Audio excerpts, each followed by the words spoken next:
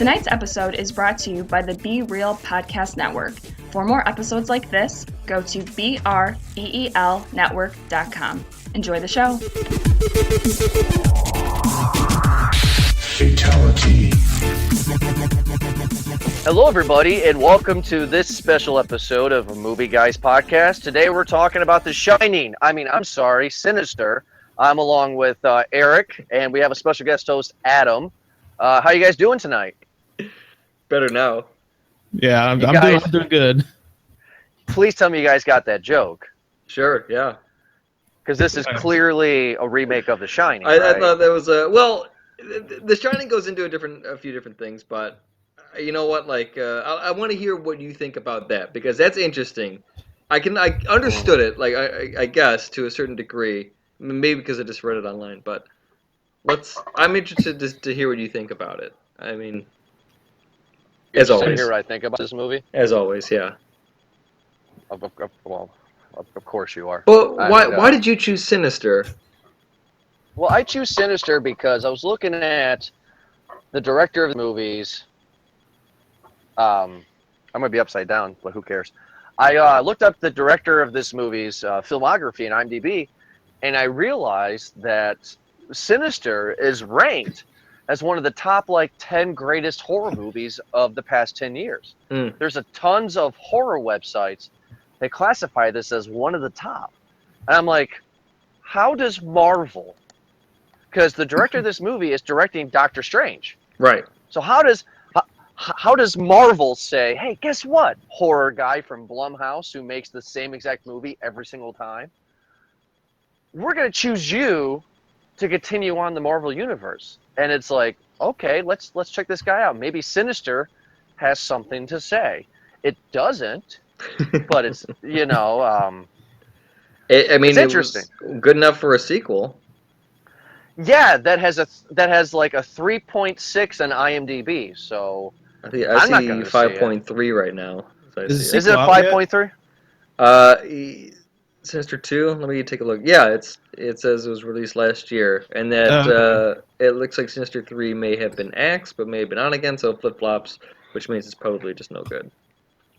And before we get into Sinister, I wanted to make this plug. Adam is joining us tonight in replace for Ed. I'm sure you all are sad, just like I am, that Ed's not here. He has a personal thing that he has to do, but Adam is from our show, For Your Distraction, from Be Real Network. It's a great show. Make sure to check him out on SoundCloud, For Your Distraction. Also on you're making iTunes, me blush. For Your Distraction. On Twitter, For Your Distraction. You can just Google For Your Distraction, and you'll find it. Also, check him out on BeRealNetwork.com. But Adam, again, Eric and I appreciate you joining us for this tonight, man. I got some pretty big shoes to fill tonight, so... With Ed? Keep it in the family. I don't know about that. It's I like Ed when he's not peeing on stream. Yes. Ed is very famous, Adam, for drinking his bourbon, and then he decides to take a piss mid-review. I missed that one. I like hearing the ice clank, though, when he drinks. It's classy. Yes. One time, he actually took a shit while we were reviewing. So... Well, you're not getting bourbon tonight. You're getting rum tonight. So there you go. And you guys are getting Busch beer. So and I'm not drinking at all. Mm-mm. So we're talking about Sinister, and I said in the beginning of this opening, the Shining, because that's what this movie is to me. I mean, The Shining is number 2 on my personal favorite films of all time. Number 1 is the Fly remake. But, I mean, this is 100% The Shining, and I will explain why. You got a guy who wants to be a novelist, who is a struggling novelist, who wants to write the greatest American novel, who moves into a haunted area to write the novel for inspiration, tries to figure out the clues to write the novel, figure out the clues are so fucked up and so beyond his control that he can't control it anymore, goes batshit insane. And I would argue that he is the one that ends up killing his family. I know the daughter does into the movie, spoilers, but it's because of his dumbass choices. It's because it's why his family gets chopped up at the end by an axe, just like Jack Nicholson in The Shining. So that's exactly what this movie is. My personal opinion. This is The Shining through. I didn't see the connection of The Shining, but now they explain it. It does make a little sense. It absolutely plays off. It's kind of exactly how you say. I will say that at the very least, the main character in this one tries to protect his family. In the end, he tries to do right, I guess, instead of going completely batshit insane. So that would be the contrast that I would make compared to The Shining. But yeah, it does play very similar to that movie. I mean, he plays off of his curiosity, though. So I understand that the similarities are there, but I think that it's trying to highlight a little bit more around the demon Bagul. And I think that's kind of like Bagul is the Sinister franchise, you know what I mean? So he's going to carry on through 1, 2, possibly 3, if it's decided or not. I think it's just kind of going to go to that route. And this is just maybe one story. I mean, I can kind of see it just because of the shots more so. I wasn't going to go for that. But the writing part is you're right, but he's more like an investigative writer or reporter, you know? Like he's researching, whereas Jack Torrance was just a piece of shit and was just like couldn't find any work, and so he just kind of took this. This guy was just like had the money already and was trying to strike. So I understand the similarities for it. My gripes about the movie, among others and many, is that this entire movie, Ethan Hawke does not turn on a light at all. Like no, this movie is dark right? as shit. I don't know why, but for some reason I noticed it. And it's a weird thing when you're just like, I don't know why I noticed that part in the movie, but Ethan Hawke, whenever there's a bump in the night and he's like semi-drunk and he's got a baseball bat and he's just going through the house, never turns on a light. If you hear a bump in the night, you know, if you got the balls enough to go into a room, you're probably gonna turn on a light, you know. Yes, Swing Eric, I 100% agree, because I'm on record many times in this podcast to say that being 30 years old, the only movie that scared me in my adult years in the past couple of years has been The Conjuring. I mean, that movie scared the living fuck out of me. Yeah, I'm a huge fan of that movie. I turned every single light on in my house just to go to bed, which is 2 seconds away from the living room. That's cute. Because I'm scared. This guy at the end of the movie goes up into an attic and sees all these dead kids with a Super 8 camera and Bagul or Mr. Boogie, and he's like, oh, fuck. Yeah. What do I do? And it's like, oh my God. I mean, so anyway, but Sinister, okay, so I'm gonna talk shit about this movie, but the movie's not terrible. Remember, please, to if you're gonna talk shit about this movie, to maybe give some pointers of how you would have improved it or what things you would have done differently. Well, what I would have done differently was I would have fucked with the audience. I would have established that this was a serial killer. The name of the movie is called Sinister, and I looked at the poster because I rented this on Vudu, and I saw that the little girl on the poster is their daughter. Yeah. So you already have told me who the killer is. You already have. That's not true. Yeah, I mean, come on, guys. You know it's a red herring. Think about it, guys. Well, I mean, well, now that you see it now, but you're saying it as if to imply that when movie posters do that it's just, oh, that's the killer right there. It's no secret. Look at that right there. I mean, yeah, hindsight's 20/20 on that one. So I guess I would have to go with that. All right, fair enough. I guess what I'm trying to say is that once the movie starts going into gear, and they are establishing that every single murder of the families, a kid goes missing, and the poster is this demonic girl that is the same exact girl from their family. It's telling me that it's the girl, because they try to red herring you throughout the whole movie, because you got the son Trevor, who is this weird kid with long hair, and he pops out of boxes because of night terrors and all this shit. And so you think he's the one that's possessed. But on the cover is a little girl. So I'm looking for a little girl to be the bad. Yeah. And, and when it became clear at the end that she was the bad, I wasn't like, what? Oh my God. I wasn't freaking out. I was just like, oh, That makes sense because the poster said that earlier. Well, to me, the poster, what it says basically is kind of like any of these horror possession type movies have on their covers. Excuse me. Basically, like you said, it shows you that the little girl's involved deep with the demon entity, whatever you want to call it. But it doesn't necessarily, to me, say that that's the villain in the story. It just means that this is the girl that has the connection with it. To me, it still says that the Boogie character is the villain. Like, that's who it is. That's an interesting way to put it, because you see other movies like that, especially the covers. Poltergeist, Insidious, I think The Conjuring had one. Exorcism, yeah. Of Emily Rose, or all the so it kind of which is another movie he did. He did that one too. So Scott Derrickson, the director. Yeah, he did Exorcism Emily Rose. Yeah, he sure did. You're right. So yeah, it's kind of in that same, but that's just storytelling, Yeah. So I mean, it's kind of where I was just kind of trying to knock you there, Jordan.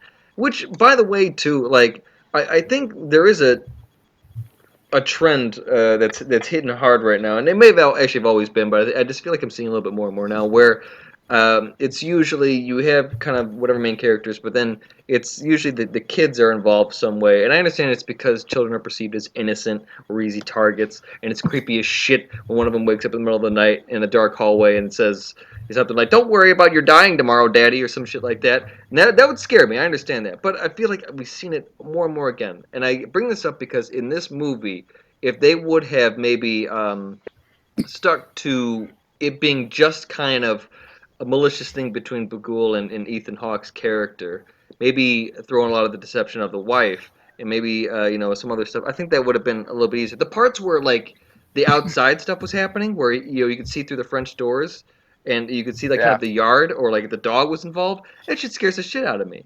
Like, especially with the dogs doing it too. That good reference also in Poltergeist too, in that part, because we think that dogs have like these sixth senses and they can see kind of or sense something else.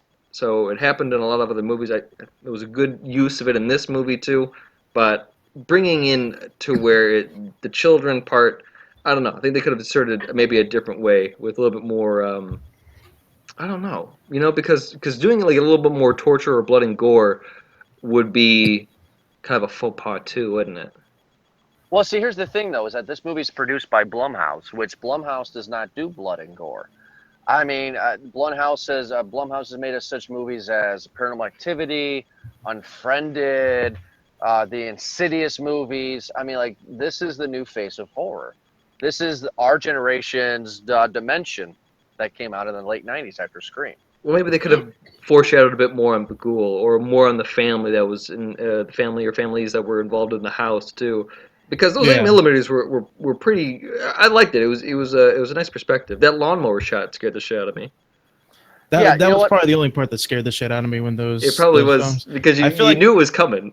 Yeah, I feel like those 8mm films were not as exciting, I guess you would say, as they could have been. They're real short, and there's kind of like short clips, and it was like, oh hey, there's a shot of them tied up, and now we do something, and they're dead.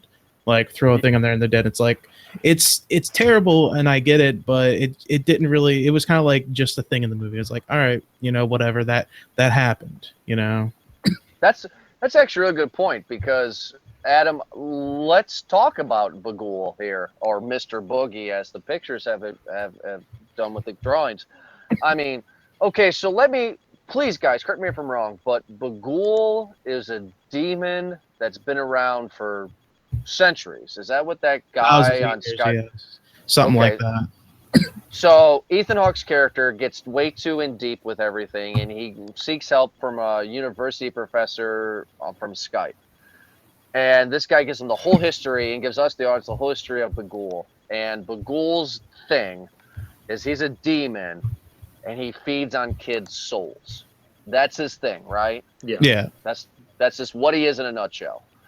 So my question is, he decides to, Bagul one day wakes up and he goes, you know what? There has to be a trail.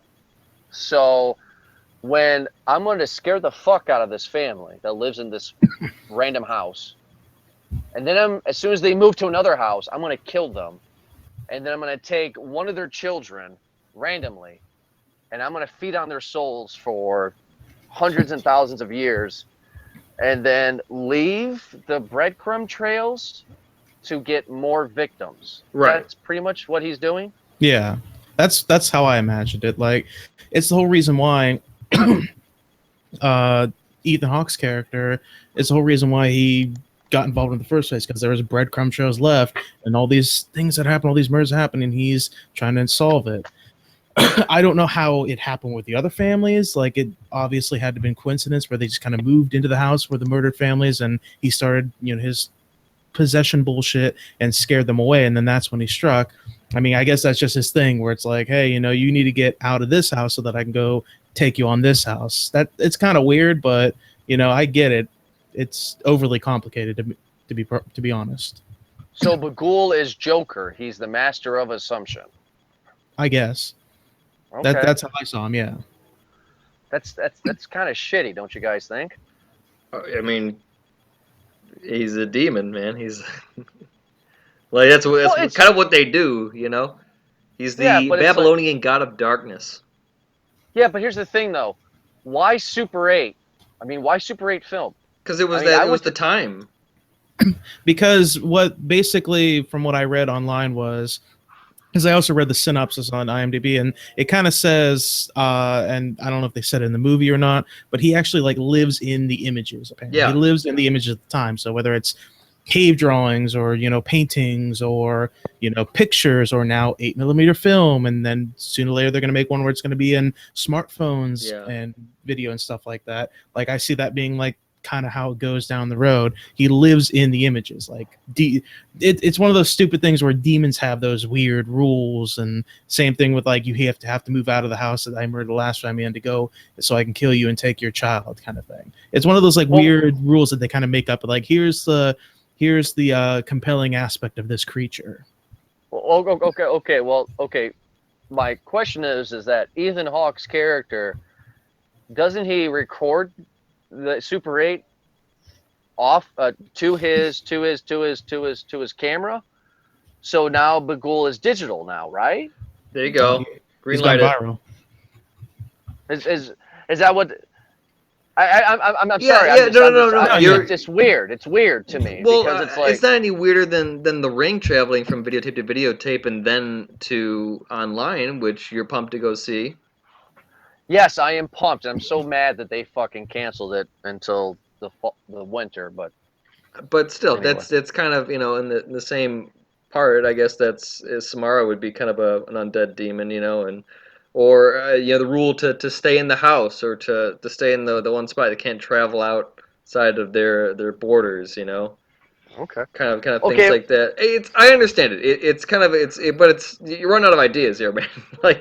That's fine. If you're gonna make a ghoul or a demon and have the story kind of revolve around it too, because obviously the deeper that Ethan Hawke searches into the archives, the more he sees the breadcrumb, which is something bagoulish, which is a new word I'm gonna start using, by the way, now. Bagoulish. Like it. Bagoulish.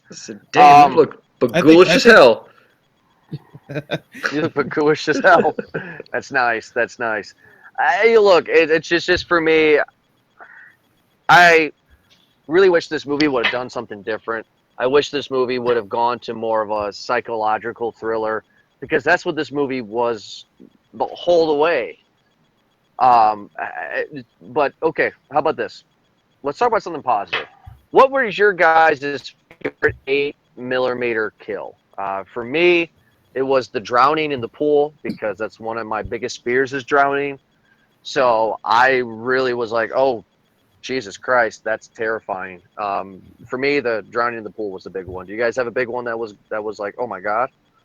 The drowning in the pool is probably definitely one of the worst ones. I think the one that stuck out to me the most was the lawnmower one. Yeah. That one was the one where you knew it was coming. You knew it was coming. You saw the camera face down, the light on the lawnmower, and going across the yard. You knew at some point he was going to run over somebody, but then just the second hits, you're like, oh shit! You jump for a second, like, oh shit! Just chop somebody's head up with that fucking lawnmower. Like Like that one is probably the one that stuck out to me the most. Yeah, for sure. That was one that stuck with me the most. And like I didn't.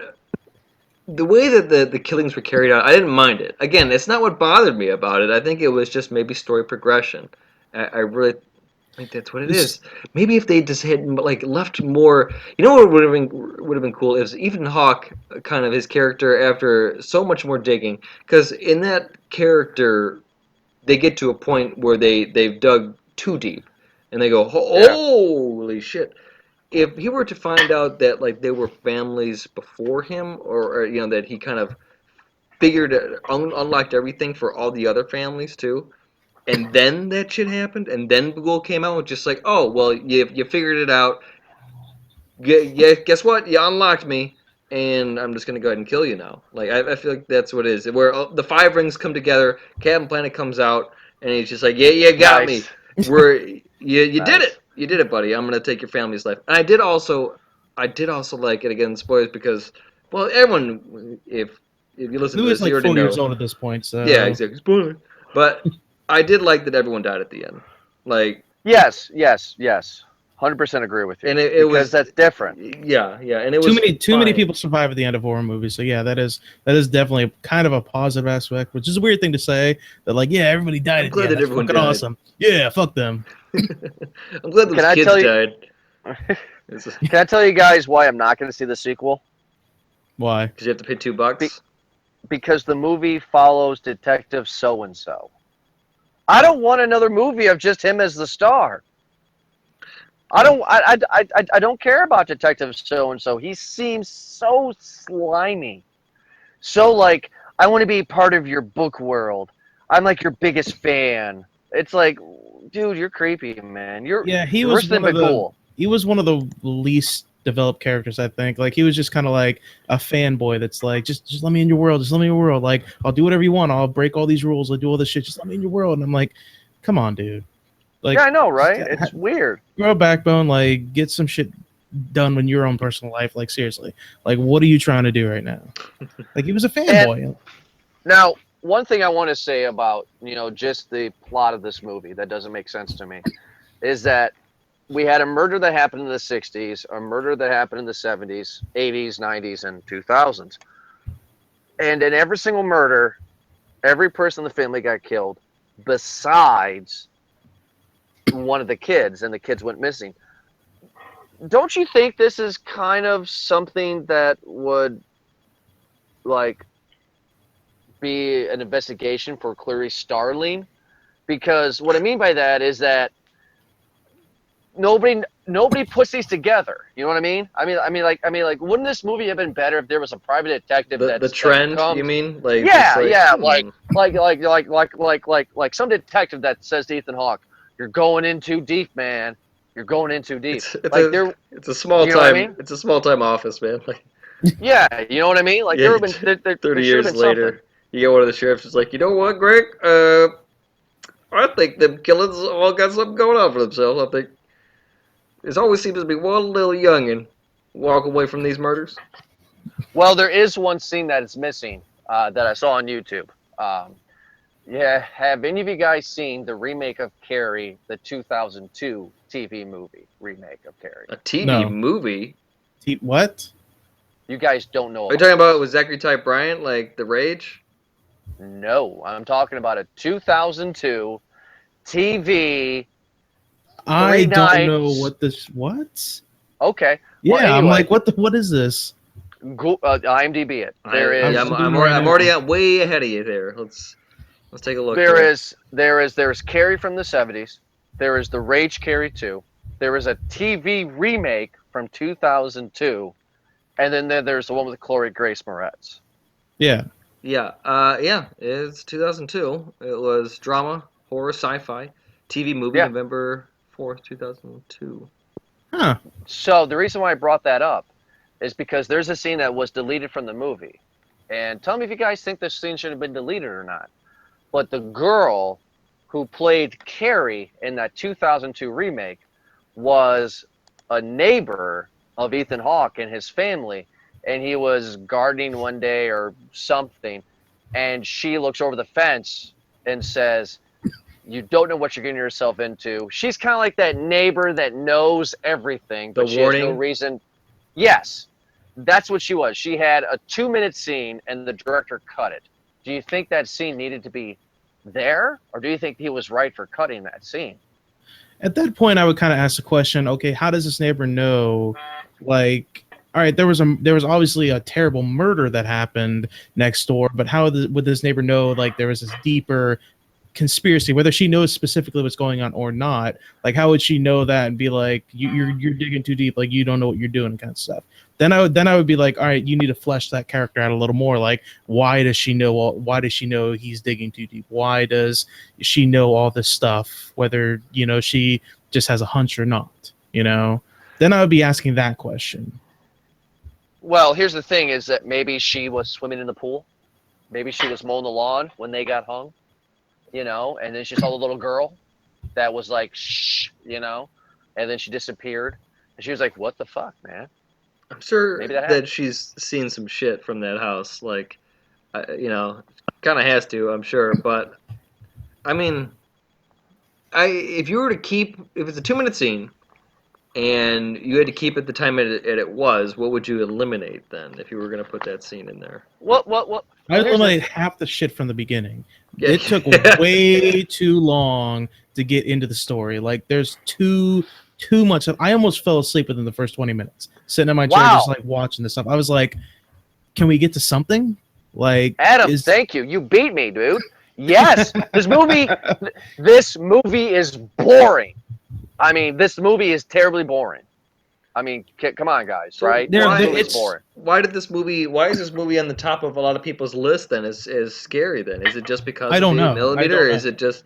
I mean, because I can name 5 movies right now that are better than Sinister, arguably, but I don't know. It's you know what?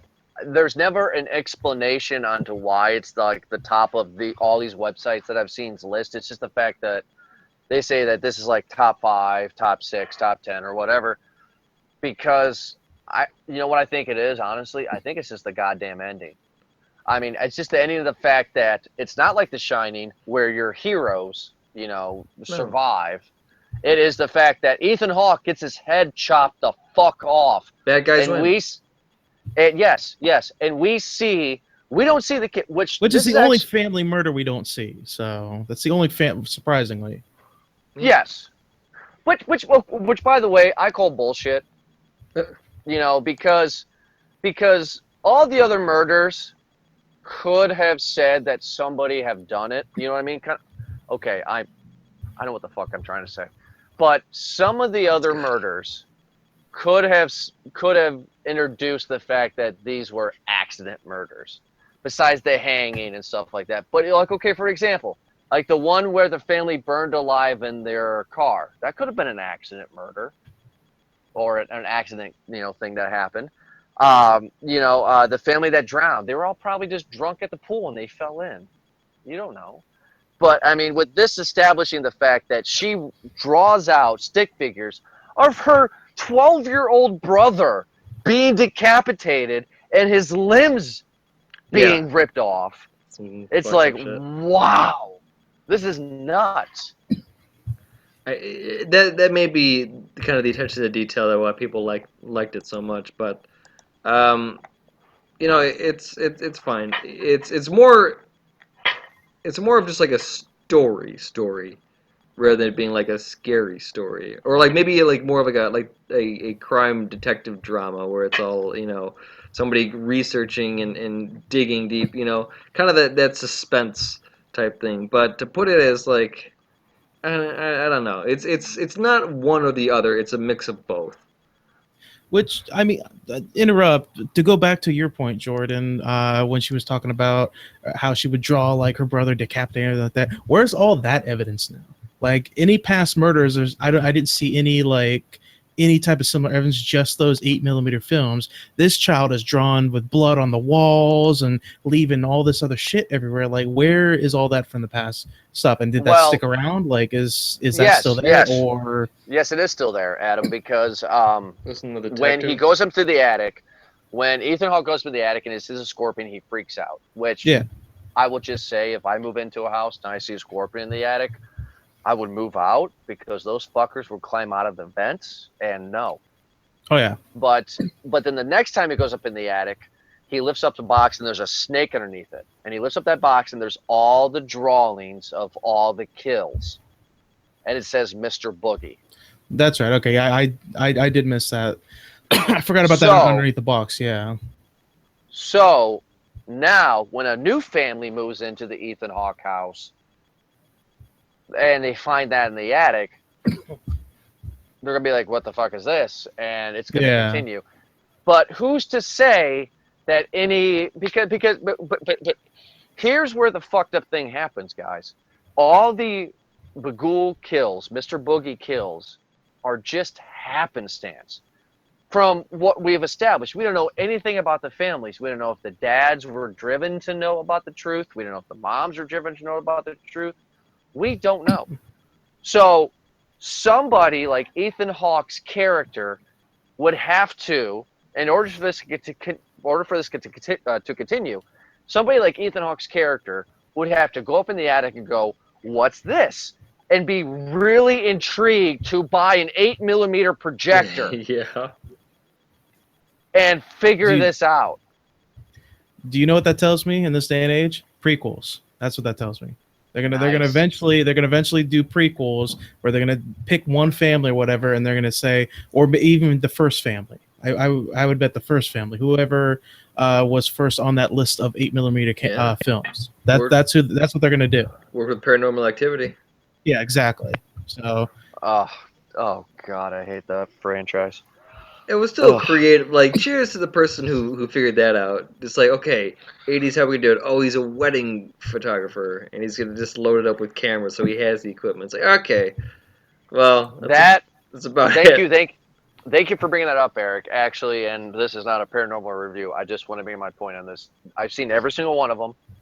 The last one is absolutely terrible because you see the demon, which is stupid. But the third one is my favorite. That's the best one out of all of them. It's so cool. But this movie is teetering on the line of Paranormal Activity bad. It's still told well. The direction is done well. Like, it's clean, and the camera shots are great to where you get great angles where the visual itself builds the tension. Not even just the actions or anything else, but like the picture of it itself, where you have the contrast of light and dark, contrast of just the distance of it too, where far away there's just a little glimmer of light, but you can tell that it's far away and you got a long dark way to walk in order to see anything, and you don't know what's behind your back. So I think that they did a very good job of that. I hope that the director would carry a lot of that over to Doctor Strange, but at the same time, the guy is a storyteller. We've seen if you've seen his other movies, I have seen The Day the Earth Stood Still, which he had directed as the one with Keanu Reeves. So the dude doesn't mind extending that cut just a little bit more to get whatever he needs to be in there, and I hope it doesn't do that for Doctor Strange, especially because Marvel has been having this trend lately where it just drags on a little bit too fucking much. Yes. But this is what they needed to cut. Can I tell you guys what they need to cut? Because I agree with you, Eric. Go ahead. Yeah, tell us everything. Yeah. Okay, my wife hates horror movies. It's not that she's afraid of horror movies. She just doesn't get the joke. Like if I show her a Friday 13th movie, and I'm like, "Kill her, Jason! Kill that bitch! Cancel her!" She doesn't get that thrill that I do, right? So like, what is wrong with you? What do you do? What are you talking about? Cancel that bitch, Jason. Cancel that bitch. It's like the cat and mouse is the game of tag that you always used to play. My wife is watching this with me, and she goes, "I'm gonna go to sleep. This is boring." And we have and of course my wife and I have a 2-month-old baby right now, so it's like every 6 seconds, this baby needs something. My wife leaves and comes back, and this is the scene they needed to cut, in my opinion, because I laughed with her. It's the scene where he's walking around the house. Ethan Hawke is walking around the house, and the ghost children are running through the house. and he doesn't know they're there, and she's like, oh my god, this is stupid. So they're establishing that ghost children are actually the bad people. Yeah, I'm like, that what? was What are you totally doing? unnecessary. Like, Right? up until that point, you kind of think that Ethan Hawke's character, like, is it really a paranormal thing going on, or is he going crazy? Like, is he legit going? And if they didn't throw that scene in there, you'd be like, I don't know. I have no fucking clue. But they threw that scene in there. It's like, all right, it's ghosts. Like, it's a demon ghost thing. It's like, Yeah, the demon ghost. You've ruined the questions. Like, let's just get to the end. So Absolutely. I mean, it was stupid. It was borderline stupid because my wife, who doesn't like horror movies, is like, this is stupid. And it's like, really? And I'm looking at it, I'm like, yeah, you're kind of right. Like, the ghost children is the only creepy scene in this movie, which I will give the director credit for. The one that made me go, oh, that's not cool. I mean, it kind of holds choice that Bagul is indeed a collector of souls, a child abductor, mass murderer. that's fine. The scene could probably been done better if they just had like footsteps. Like just footsteps, the sounds, and he's just looking around the house trying to find these sounds. Like use another element. Then that would have been like, okay, is it in his head? Like, is he just hearing shit? Like, what's going on? The scene could have been done better. Maybe not get rid of the scene, but just kind of redo it that way a little bit and make it a little shorter. And it's kind of like he's following footsteps going around in noises around the house. And he's like, that's what the fuck's going on? That's actually not a bad idea. That is not a bad. No, bad it's idea. not. Even as just a sequence, it's because you already as a sequence can kill 8 minutes. Absolutely. In as far as a movie time goes. Because you have a lot of corner turns. It's an extra, again, it's an added feature, and it helps build it a little bit more. So yeah. Good suggestion. Let's talk about positive. The only thing that not the only thing, but there is a handful of things that is good about this movie. Just like there's a handful of things that are bad about this movie, but what creeped me out was when Ethan Hawke's character was checking on his kids one of the nights, and he opens the door and he checks his daughter and he leaves. The camera lingers on the daughter, and it's one of the little girls that's in the corner of her daughter's room that just does the shh noise. Yeah. And I'm like, that's fucking creepy. I dig that. Like, I mean, that was really cool. My gripe again is his fucking wife. She's terrible in this movie. This actress is terrible. I mean, like, and here's the thing. I've seen her in other stuff, and she's not bad. I just think she just had a bad script. I mean, I think she came in, the director said, you're a naggy wife that doesn't care. Because she literally tells him that his career is dog shit. That he's never going to get to that fame again. But they've had some troubles, right? Troubles, but not divorce troubles. I mean, some of the shit that he was saying, I'm sorry, but fuck, there would have been some backhanding going on. Like, hey, I'm trying here. This is, that's another thing too, is that because that's another thing where the spouse often builds kind of regret and resentment towards the other, and it's always perceived as, oh, well, that person's just a bitch. Like, this guy's hot, man. He's hot on a trail here. He's gonna find out what's going on here. People are missing. He's finding out, and you're bitching at him. You're interfering with the work right here, and it should be more. It should be highlighted a bit more that what they see, what the spouse sees, is that here's this guy who is now, or person, man, woman, child, who is completely now a different person, consumed in something, and they notice a change, and they're just like, "What the fuck is wrong with you, dude?" And that's when you got to see, because you get more passion out of that, where Ethan Hawke would be like, no, don't you see, bitch? Like, look at all this. It's not just the alcohol. Yes. Look at all this. Yeah, it's not the whiskey, baby. I'm telling you. But there's a guy that looked at me on my Mac. I'm just telling you. There's all these things where, like, this is standard movie behavior. Well, he would have never said any of that stuff. He would have never said that stuff to her, even if he wanted to, because throughout the movie, till the end, he thought he was crazy. Like, he thought he was going crazy. He was never going to tell his wife, like, hey, I'm seeing this person in this videos, because that would have just given her ammo. That's all that would have done. So. Yeah, but it's still consuming him and is the purpose for him kind of derailing. She kind of goes. I feel like she kind of has like a little bit of bipolar going on because at one point she's like yelling at him, screaming at him because of what's going on. Then she's switches to being worried about him and saying, you know, this is going on. Like, what's going on? Like, we got to get out of here. Like this, that, and the other thing. And I feel like she flip flops a little too much. Adam, that's a great point because in one scene they're literally screaming at each other in the bedroom, and then the next scene she's like, "Hey, you want to go out to dinner? What's up? I love you." Yeah, now that we got that over with. Yeah, hungry. You're right. You're right. You're 100% right. Like he gets drunk that night after they had this big fight, and she picks up his glass and helps him to the bed. Like, oh, I love you. Like it's okay. We'll get through this kind of thing. It's like, all right, no, I don't think that would happen in real life. No, she'd be pissed and be like, this motherfucker right here. Right here, this guy. I just found out that this guy moved us into the murder house. Piece of shit. No, we don't get into that. Another thing that we don't get, which they fucked up on. And I think that they missed the opportunity on this one. Did you guys know that the daughter was autistic? No. They established in the beginning, they say that she's autistic, and that's why they allow her to draw on the walls. I missed that part. I missed that completely. Like, where was that throughout the whole movie? That would have been interesting. That would have made a lot more sense about why she's drawing on the walls. Because he's like, what do we tell you? You can only draw on the walls. If I was buying a house, I'd be like, it's a new house. Don't you fucking draw on these goddamn walls, okay? Right? You got to have this shit for a couple years. Then you can kind of mess it up a little bit and we'll paint the room. But no, brand new house, don't fucking do this shit. Like, no. They say it in the beginning after Ethan Hawke in the beginning, after the hanging scene with the family, and Ethan Hawke talks to the sheriff, and he's like, we don't like you in our town. You know, that guy. They established that the daughter is autistic.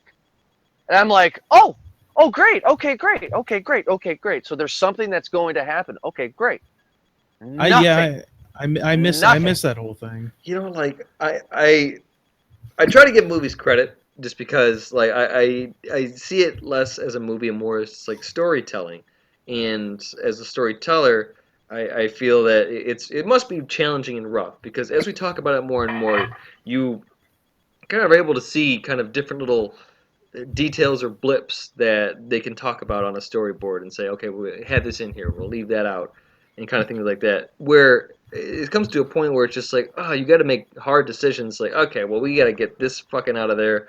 This whole the whole daughter having autism thing, and maybe there's a connection. Now, take that all out. We gotta save that for the lawnmower scene or something else.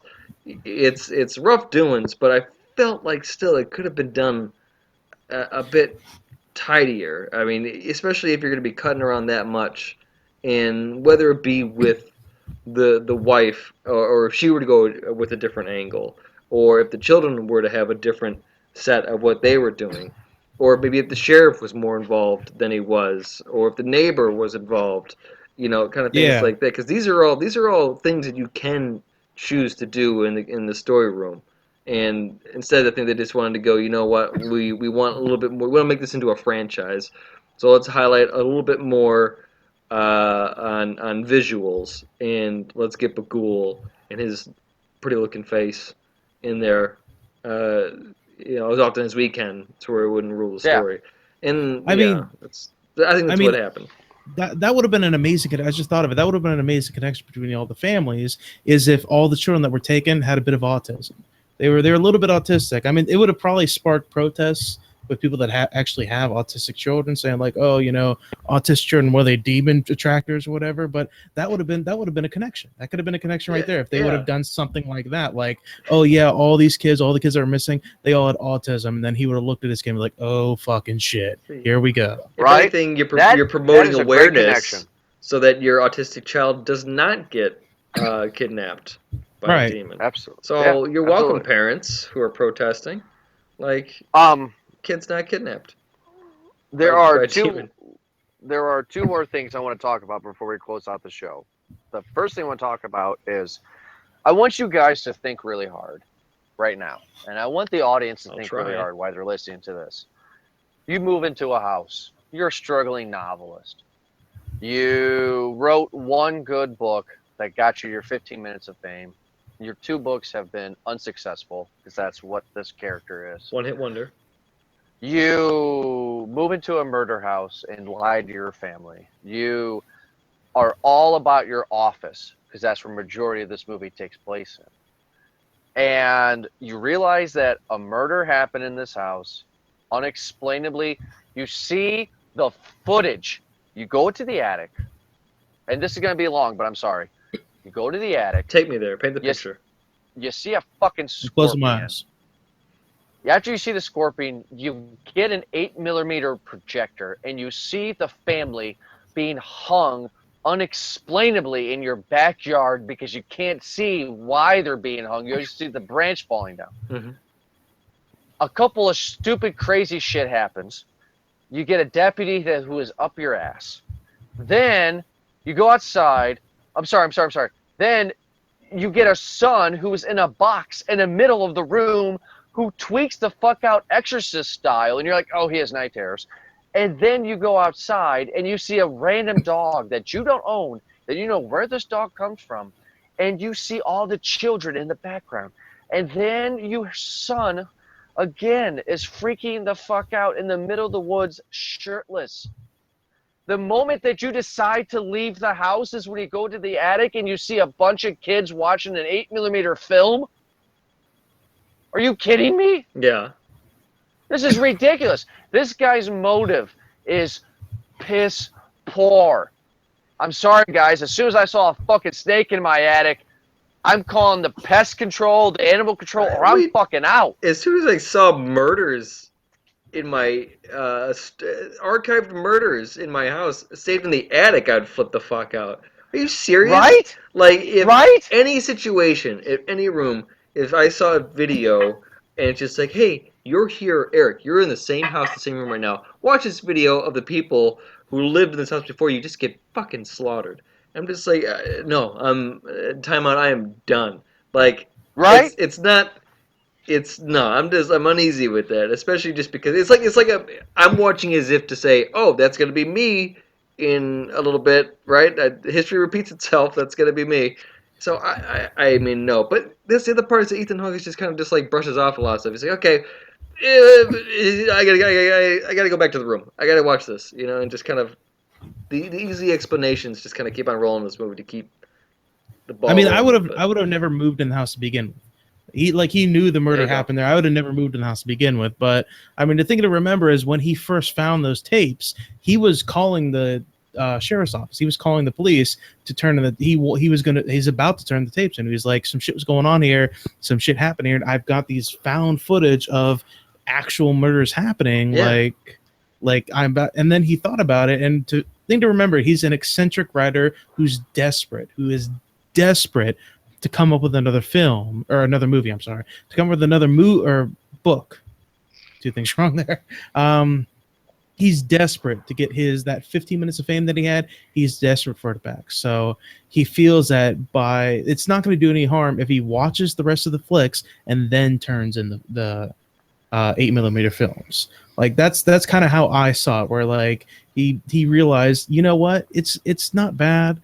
It's a terrible thing that happened, but it's not going to hurt them to wait because they didn't know it was there in the first place, kind of thing. So I see it as like a desperate move. Like a desperate to like, let me get in their heads, let me get in the killer's head so I can write a passionate book that people are going to love, that can get me back on the talk show circuit. He talks about it, get me back on the talk show circuit.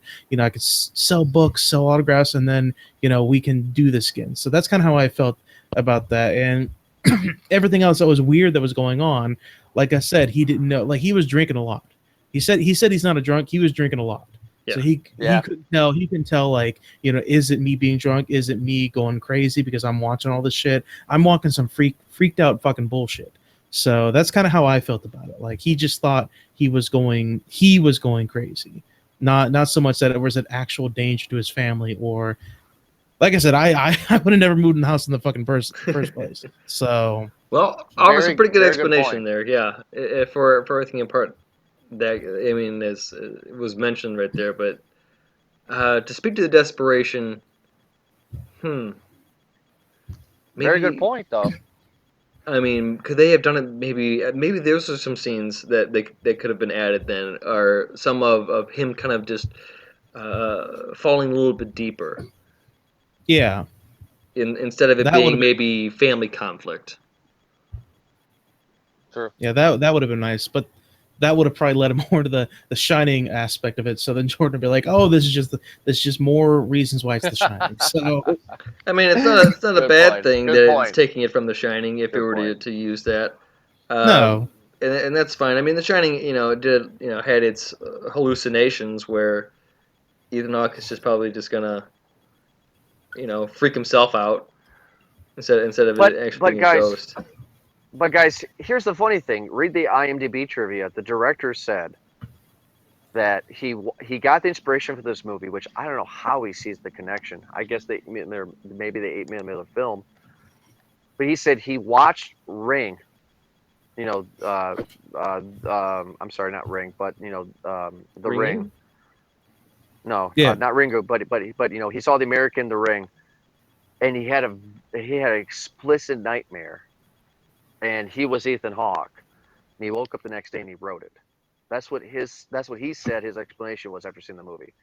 But my last bit of gripe, and then I will just end it on that, is, hey Adam, hey Eric, you guys will like totally move your whole family out of your current house, not sell it, move to a murder house, and then have all that shit happen to you, and still have enough money or not sell your house to go all the way back to your original house, which is a mansion anyway, compared to the murder house?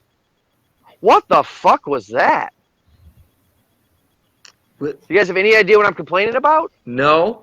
wasn't Okay. he living on campus? Wasn't the whole point was he was going to be No. No. I'm serious. They move from their house, which is at the end of the movie, which is literally a mansion, and they move to this murder house, and they all go with him. His family all goes with him, and he's like, "We're gonna go home." After he burns the footage, and they just go back to their home that they just left. Yeah, I see what you mean. That doesn't bother you, or that bothers you? I mean, that Ethan Hawke's That just got bothers the Playboy fuck. money. He's just buying houses left and right. I'm Yes, struggling, but yes, don't make me yes. get That rid bothers of me one of my houses. I don't want to get rid of both my houses. because you established that you are a struggling novelist. You wrote one successful novel out of 3. You Maybe need to, residuals are kicking in, man. Maybe. but here's the thing though. They need to establish what the wife does to at least give that credit. You're gonna sit here, guys. I'm sorry, but I'm not gonna live in this house that I bought for the rest of my life. I'm probably gonna move to another house. But before I move to another house, I'm gonna sell the house I'm currently in. Well, I could see that. I wonder if in that part, if he's just buying 2 houses, that he could just be like, all right, you know what, boys and girls, stay in this big house. I'm going to go to this house and live there for like a month and become But who inspired. Who buys a summer house in Pennsylvania? I know, Adam, you're in Pennsylvania, and I'm in fucking Ohio. I get this. I'm worse than you. I'm in fucking Ohio. I got the Browns and the Bengals. That's about it. oh But shit. Time out. but I got a great idea. If you want to finish your point, go ahead. who buys a house? Who buys a summer house in Pennsylvania? I'm just saying. I think Come Pennsylvania's on. got some beautiful areas. I drove through it, and Oh no, it's wonderful. the- I the- went to It's got- Hershey, Pennsylvania. got It smells like some. chocolate. Some. come on. well, I drove through an area where there were more gun shops and gas stations. So Guys, I went to Hershey, Pennsylvania, and the town literally smells like chocolate. It's amazing. well, good as advertised. And I went to Pittsburgh and it smelled like ketchup. But who buys a summer home in Pennsylvania? It doesn't make sense. It's convoluted. It's terrible. You know what, The though? only thing. This is a Go good ahead. idea. This is a good idea. Buys a summer home in Pennsylvania, and let's just say that he's again got the paychecks rolling in from whatever movie deal or that. Well, let's just say that he's got that. Sure.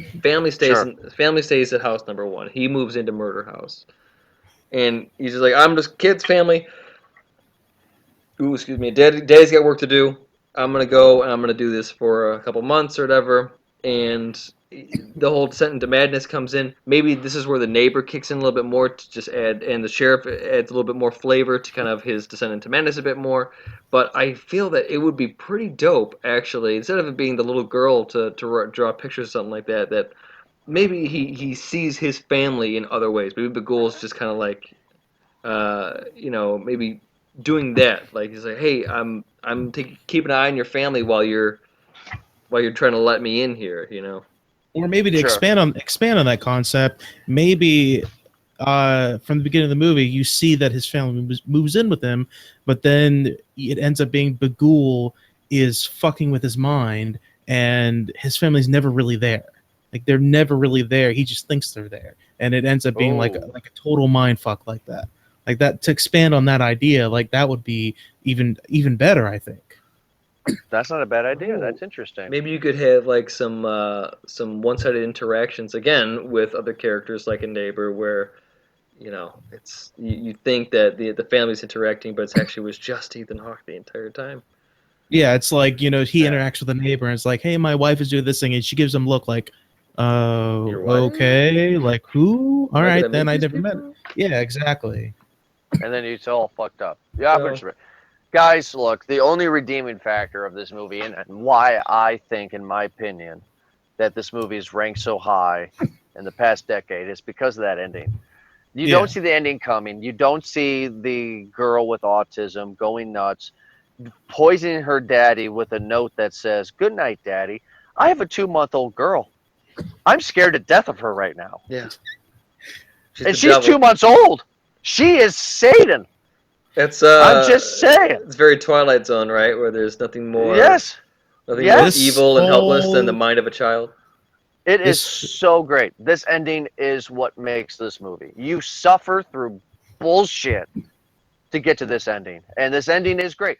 This movie, and this is my last comment, this movie is Saw. And what I mean by that is Saw, the first movie, is not really that great. It's okay. Shut your mouth. I enjoy it for what it is. It's fun. It was the first. But the that first of ending, like 8 now.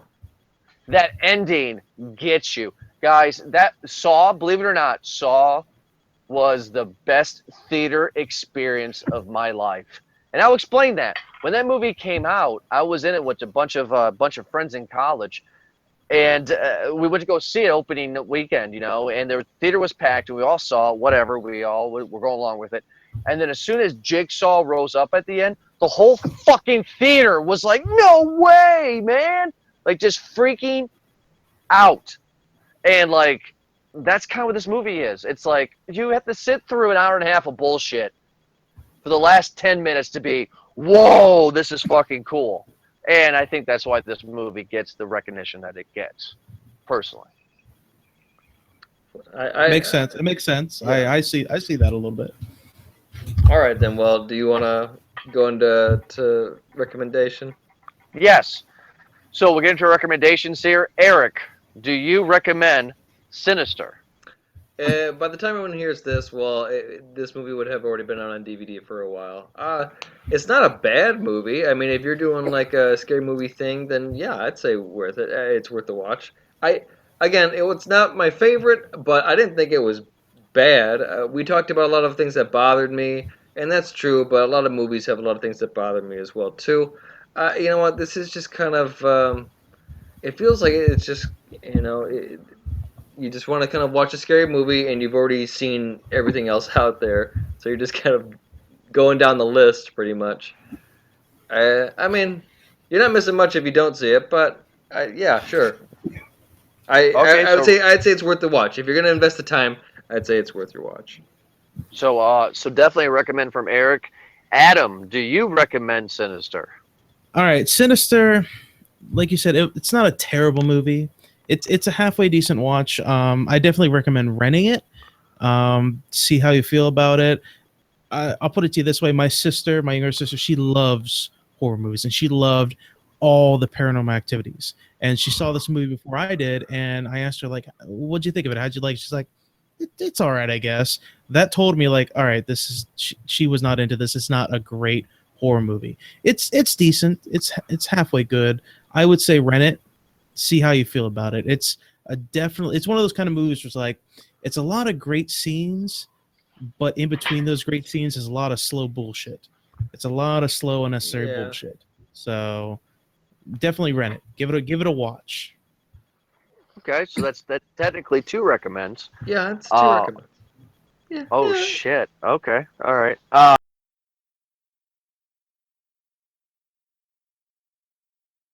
On this movie because honestly, guys, this weekend we're going to be reviewing Doctor Strange. So I can't wait for that movie. So I was expecting something really, really cool and something different, and I really didn't get that. So I guess I was disappointed. But after thinking about the movie, talking with you guys about it, I dogged on it. But I'm going to give this movie definitely a recommend. Check it out because there is far terrible horror out there. Unfriended is god awful. I mean, like this movie's not bad, and it just gives you a lot of question. It gives you a lot of okay, why is this happening? But it's not terrible. It's definitely worth your watch. So I think that is definitely 3 recommends across the board for Sinister. It's not terrible, but there's nothing new. Don't get your hopes so high. Yeah, don't get your. But don't watch the sequel because I'm not going to ever. It's a casual watch, you know. Yeah, yeah. Have it on in the background, and if I can clean your house, you know. Yeah. Well, that concludes our episode of Sinister.